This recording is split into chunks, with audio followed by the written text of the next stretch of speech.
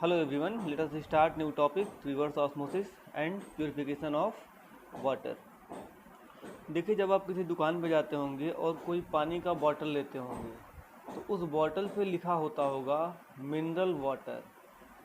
ध्यान से समझना, बहुत ही इम्पोर्टेंट टॉपिक है और आपकी डेली लाइफ में बिल्कुल ये रिलेटेड है। उस पर लिखा होता होगा मिनरल वाटर। अब ये मिनरल वाटर का मतलब क्या है भाई? इसका मतलब हुआ इस वाटर को अलग अलग स्टेप में प्यूरिफाई किया गया है और उसके बाद हमें अल्ट्रा प्योर वाटर मिला है। Ultra pure water. अब ये वाटर हमें कैसे मिला? सबसे पहले हम इसे पास कराए एक्टिवेटेड कार्बन से, एक्टिवेटेड कार्बन फिल्टर से। फिर इसको हम पास कराए यूवी रेडिएशन से। अब वो जो वाटर आया उसको हम पास कराए ओजोन चैम्बर से। And at last the water is passed through reverse osmosis membrane. जैसे आपके घर में कभी मैकेनिक आता होगा तो कहता होगा आपके आरओ का मेम्ब्रेन ख़राब है, तो वो जो मेम्ब्रेन है वो इसी रिवर्स ऑस्मोसिस पे काम करता है। और आरओ का सबसे इम्पॉर्टेंट पार्ट यही मेम्ब्रेन होता है जिससे कि पानी प्योरीफाई होता है। तो हम एक एक करके समझेंगे। कार्बन का क्या यूज है, यूवी रेडिएशन का क्या यूज है, ओजोन का क्या यूज है, and at last the most important topic is RO membrane which is based on the principle of reverse osmosis. देखिए, एक्टिवेटेड कार्बन का काम क्या होता है। Let us choose new colour. देखिए, एक्टिवेटेड कार्बन का काम क्या है।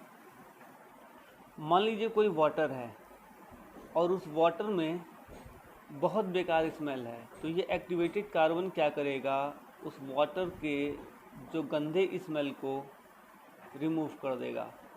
यानी ये क्या करेगा, स्मेल को रिमूव करेगा, स्मेल को अच्छा करेगा। जो उसका ऑर्डर है उसको सही करेगा। अगला स्टेप आता है यूवी रेडिएशन का। आप देखते होंगे आपका आरओ है, उसमें लिखा होगा यूवी लैंप लगा होगा, यूवी लैंप लिखा होगा और उसके नीचे एक छोटा सा डिस्क्रिप्शन दिया होगा कि यूवी रेडिएशन हमारे हेल्थ के लिए बहुत ही खतरनाक है, इसके सामने आप एक्सपोज ना हो।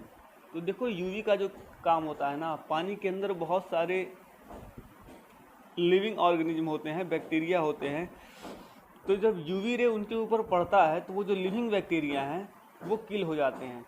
यानी ये क्या करता है, लिविंग बैक्टीरिया को किल करता है। फिर क्या होता है, पानी को पास कराते हैं ओजोन चैम्बर से।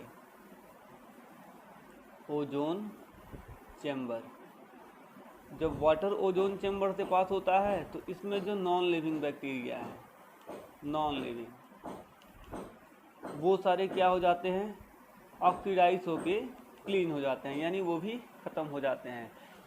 एंड अल्टीमेटली जो वाटर हमारे पास बच जाता है उसमें कुछ और भी इम्प्योरिटी बची हो सकती है। हो सकता है उसमें कुछ हार्मफुल मेटल हो, जैसे कि आर्सेनिक हुआ, एंटीमनी हुआ, कैडमियम हुआ। ये सारे मेटल बड़े ही खतरनाक होते हैं। तो उनको फिर प्योरीफाई करने के लिए हम यूज करते हैं आरओ मेम्ब्रेन का। और ये जो मेम्ब्रेन है हमारा, ये वर्क करता है on the basis of reverse osmosis.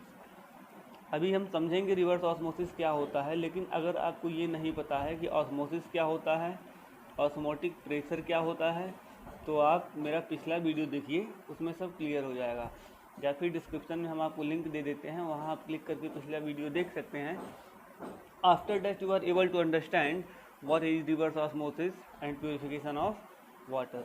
देखिए, रिवर्स ऑस्मोसिस काम कैसे करता है। मान लीजिए हमारे पास ये एक चैम्बर है, ये सेमी परमिएबल मेम्ब्रेन है। ये जो आप ब्लू ब्लू देख रहे हैं जो मैंने ड्रॉ किया है, ये सेमी परमिएबल मेम्ब्रेन है। मान लो जो बेकार पानी है उसको यहाँ भर दिया गया सॉल्ट वाटर, इसमें मान लीजिए प्योर वाटर है। तो पहले क्या होगा, पहले तो आपको मैं समझाया था, अगर ऐसे कोई कंटेनर है, यहाँ एक पिस्टन लगा दिया गया है, ये सेमी परमिएबल मेम्ब्रेन है, और इसमें जो है वाटर भर दिया गया और इसमें सॉल्यूशन ले लिया गया,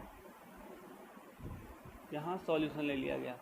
तो भाई इनिशियली क्या होगा, सबसे पहले इसमें जो वाटर के मॉलिक्यूल हैं ये क्या करेंगे, इस मेम्ब्रेन से पास होने की कोशिश करेंगे, ऐसे ये पास होने की कोशिश करेंगे।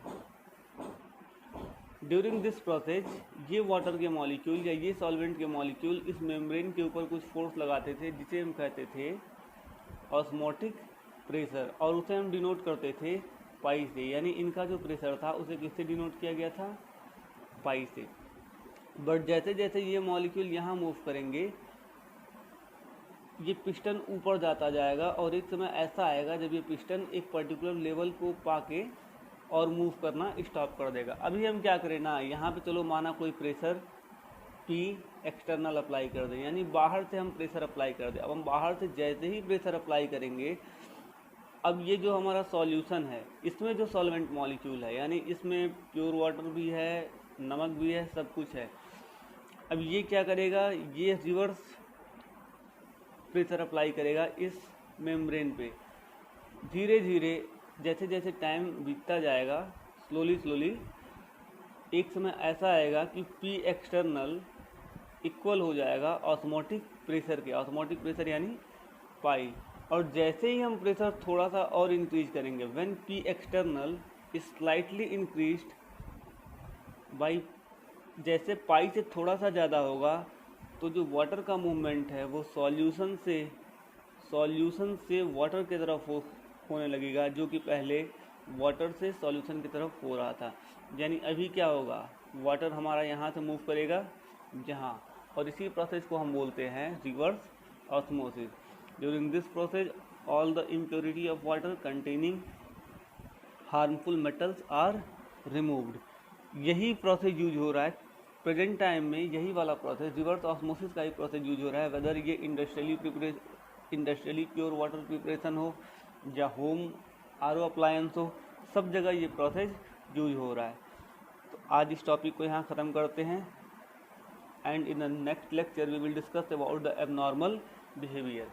देखिए एबनॉर्मल बिहेवियर का मतलब क्या हुआ, इसको थोड़ा डिटेल में बताना पड़ेगा, क्योंकि सॉल्यूशन में अगर आप एबनॉर्मल मोलर मास समझ लिए, एबनॉर्मल बिहेवियर समझ लिए, तो मान के चलिए आपने सबसे टफ टॉपिक समझ लिया। और इसको समझने के लिए आपको कम से कम 10 से 15 न्यूमेरिकल लगाना ही पड़ेगा। मैंने डिस्कस किया था आपसे कॉलिगेटिव प्रॉपर्टी के बारे में, बट कभी कभी ऐसा होता है जो कॉलिगेटिव प्रॉपर्टी होता है वो जितना होना चाहिए उससे कम या ज़्यादा हो जाता है, इसी को हम कहते हैं एबनॉर्मल बिहेवियर। अब वहाँ पे कैसे होता है, क्या होता है, we will discuss in the next class. Thank you, it's all about today. आप पीछे का वीडियो देखें, वहाँ से आपका कॉन्सेप्ट क्लियर हो जाएगा।